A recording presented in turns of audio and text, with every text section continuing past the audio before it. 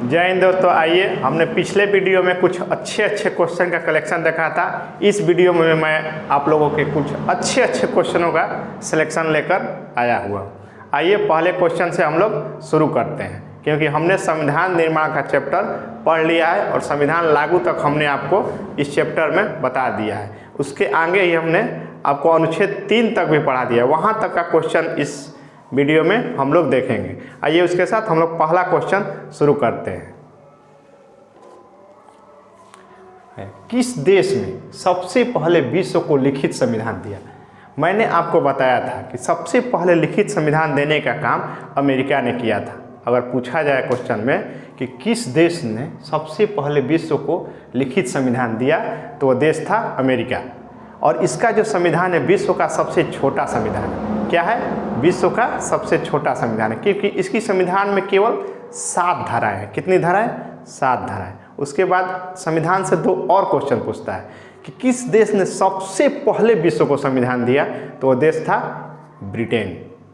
कौन सा देश था? ब्रिटेन। लेकिन उसका जो संविधान है लिखा हुआ नहीं है, वो उसका संविधान लिखित नहीं है। लेकिन विश्व को सबसे पहले संविधान देने का काम ब्रिटेन ने शुरू किया, इसलिए उसे संविधानों की जननी भी कहा जाता है। ब्रिटेन को संविधानों की जननी भी कहा जाता है। उसके बाद हम लोग का भारत का संविधान आता है कि सबसे बड़ा संविधान किसका है? लिखित और सबसे बड़ा संविधान हमारे अपने भारत का है। उसके बाद हम लोग अपने दूसरे क्वेश्चन की ओर आते हैं। आइए, किसका सबसे अधिक प्रभाव भारतीय संविधान के आपातकालीन उपबंध के ऊपर पड़ा? हमारे संविधान में 3 प्रकार की आपातकालीन शक्तियाँ दी गई है, जो आगे के अनुच्छेद में हम लोग पढ़ेंगे। अनुच्छेद 352, अनुच्छेद 356 और अनुच्छेद 360। ये तीनों प्रावधान जर्मनी के वाइमर संविधान से लिया गया है। इस बात को हमेशा आप लोग याद रखिए, क्योंकि जो आपातकाल लगाया जाता है वो जर्मनी के वाइमर संविधान से लिया गया है। अनुच्छेद 352 में कहा गया है कि भारत के किसी क्षेत्र में राष्ट्रपति शासन लगा सकता है। भारत के किसी भी क्षेत्र में अगर उसको ज़रूरत पड़ेगी तो 352 का प्रयोग करके राष्ट्रपति शासन लगा सकता है।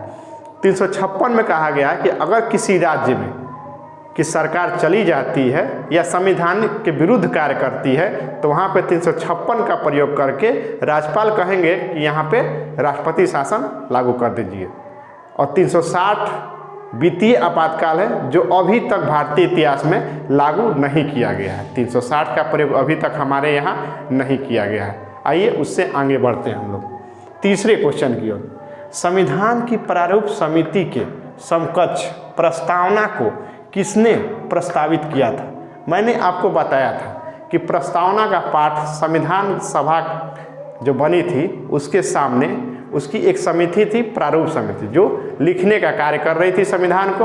और उसी के समक्ष हमारे पहले प्रधानमंत्री पंडित जवाहरलाल नेहरू ने प्रस्तावना का पाठ किया और पाठ करते हुए इसे संविधान का आत्मा बताया। क्या बताया?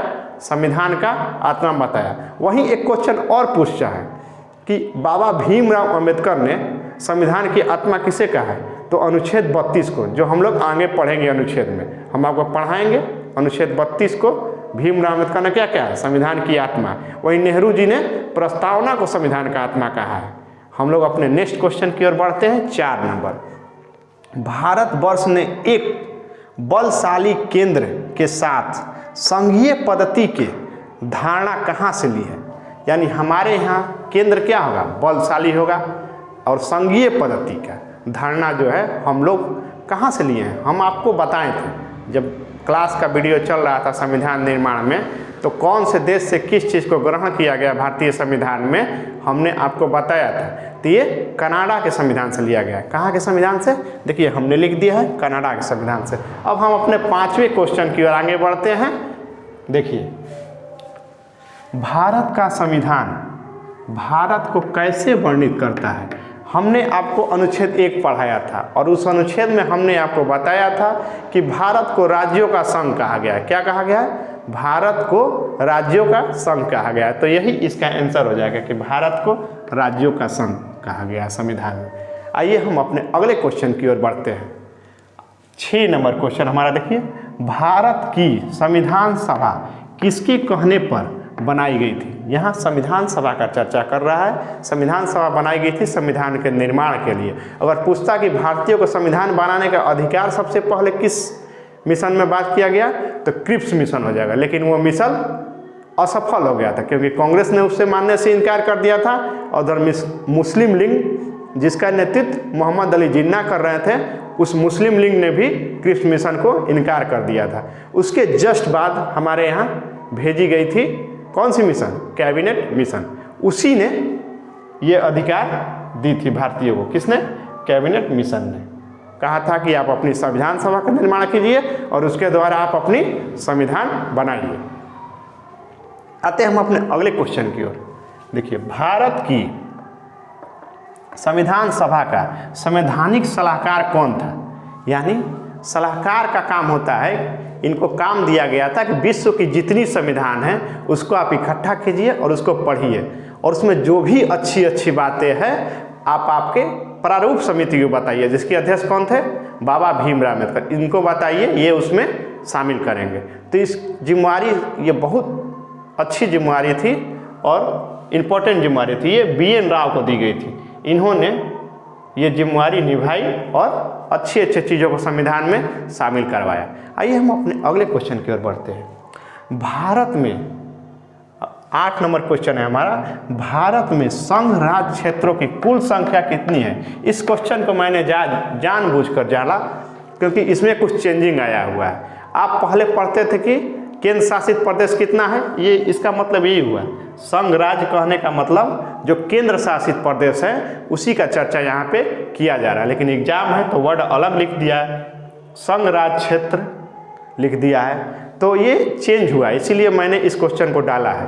पहले हम लोग पढ़ते थे कि 7 था, उसके बाद आप लोग जानते होंगे कि जम्मू कश्मीर को 2 केंद्र शासित प्रदेशों में बनाया गया, एक कश्मीर और एक लद्दाख। तो हमारा होना चाहिए 9, लेकिन हो गया है 8। देखिए हमने लिखा था 8, हम आगे चल के 2 केंद्र शासित प्रदेश को मिलाकर 1 कर दिया गया, वो हैं दमन दीव एवं दादरा नगर हवेली। इन दोनों को मिलाकर 1 कर दिया गया है, जिससे संख्या घटकर क्या हो गई?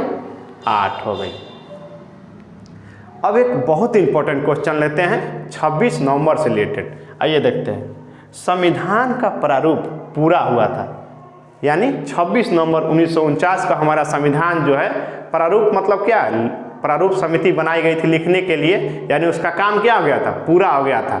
और उसी दिन कुछ भाग को लागू कर दिया गया था संविधान में। वही पूछता कि हम अपना संविधान को कब अपनाएं, तो 26 नवंबर 1949। इसी दिन हम संविधान दिवस या विधि दिवस के रूप में मनाते हैं। और ये डेट जो है बहुत अच्छा डेट था, लेकिन आगे चलकर 2008 में एक घटना घटी। 26 नवंबर 2008 को मुंबई में एक घटना घटी, वो आतंकवादी हमला था, इसी डेट को हुआ था। वो पाकिस्तान से आए लोग ताज होटल, ओबराय, छत्रपति शिवाजी टर्मिनल, ऐसे करके बहुत स्थलों पे इन लोगों ने आतंकवादी हमला को किया और उसके चलते लगभग 160 लोगों की जानें चली गई। ये डेट हमारे लिए बड़ा इम्पोर्टेंट था, लेकिन इस डेट को इन लोगों ने क्या किया? इसी डेट को आतंकवादी घटना कर दिया, इसीलिए इसको भी 26 नवंबर को इस घटना को भी याद किया जाता है।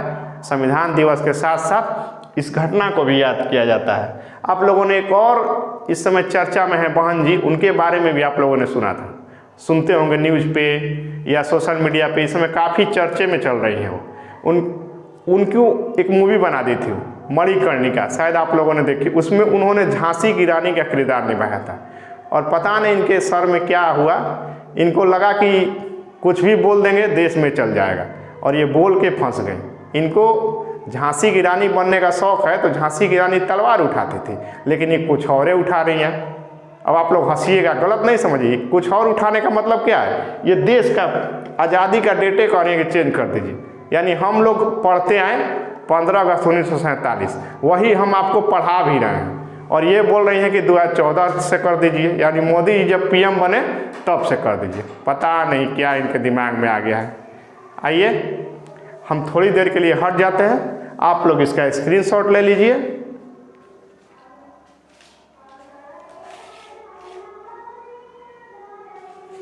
चलिए आगे की कक्षा में हम और कुछ और अच्छे क्वेश्चनों का कलेक्शन लेके हाजिर होंगे। जय हिंद दोस्तों।